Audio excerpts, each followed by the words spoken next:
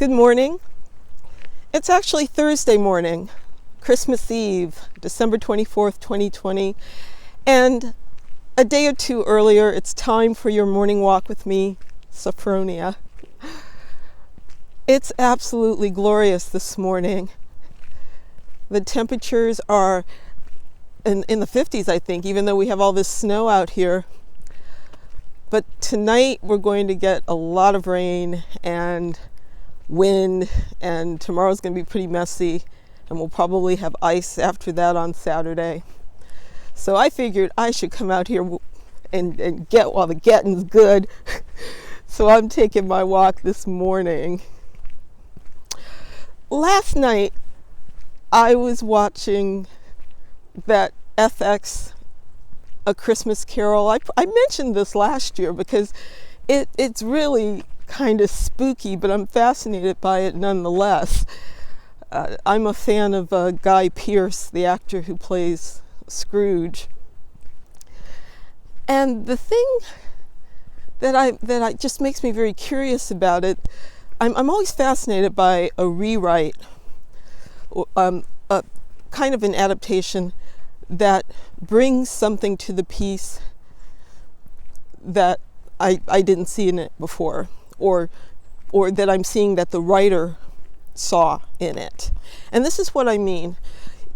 In that Christmas Carol, in Christmas Carol in general, the big moment for Scrooge is that moment in the future when he sees his tombstone, and he thinks he's already dead, and he's freaking out, and he's like, I will change.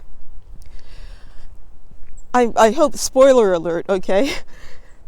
In this Christmas Carol with Guy Pearce, it's very different.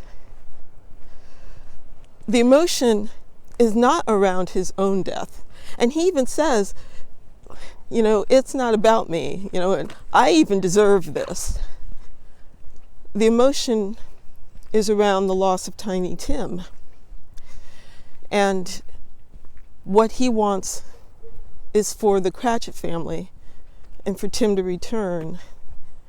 And he says, it's not about me. And the spirits have told him this throughout the movie. He's constantly saying, well, what do you want me to do?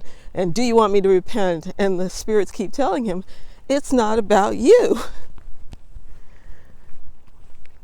And I think that could be an interesting message for us. Maybe even a comforting message to have this Christmas, if we take some of the pressure off of ourselves and realize that it's about the joy and the love and the hope that we want for others, and not what we might be getting for ourselves.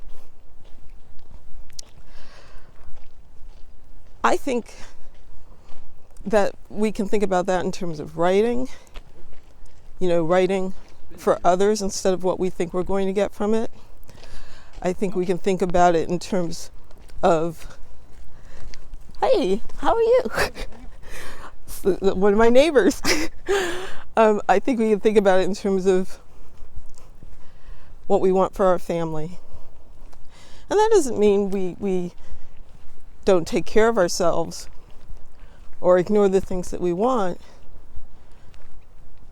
But we understand that more can come from putting the focus on others. And in a way, we still benefit from it, as Scrooge eventually learns. But it starts with others. So that's my Christmas message for you. I'm going to keep walking. I'm eating way too many gingerbread cookies, and I'm drinking a ton of eggnog. But that's my Christmas, and I love it. So you take care. I will see you next week, and we'll talk about the new year. Bye-bye. Enjoy the day.